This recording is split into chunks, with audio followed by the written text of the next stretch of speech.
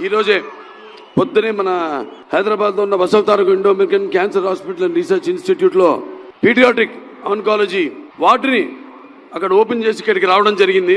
అత్యాధునికమైన వసతులతో అక్కడ ICU unit, అలాగే ఐసోలేషన్ యూనిట్, అలాగే గదులు 4 గదులు అక్కడ అంటే ఉంది. ఆల్రెడీ ఎగ్జిస్టింగ్ అక్కడ మనకి పీడియాట్రిక్ వార్డు ఉంది. ఇన్సిడెన్స్ పెరగడం, దానివల్ల మరో కొత్త వార్డుని ఈరోజు ప్రారంభించడం జరిగింది. బోన్ మ్యారో ట్రాన్స్ప్లాంటేషన్ మంది అక్కడ Basavataraka Indo American cancer hospital research ఇన్స్టిట్యూట్లో మొట్టమొదటి భారతదేశంలోనే 12 యూనిట్లతో అక్కడ స్టార్ట్ చేయడం. ఇదంతా ఎందుకు చెప్తున్నానంటే, ఆ రోజు నాన్నగారు ప్రారంభించారు ఈ యొక్క Basavataraka Indo American cancer hospital research ఇన్స్టిట్యూట్ని. 10 ఏళ్లు పట్టింది పూర్తి అవ్వడానికి.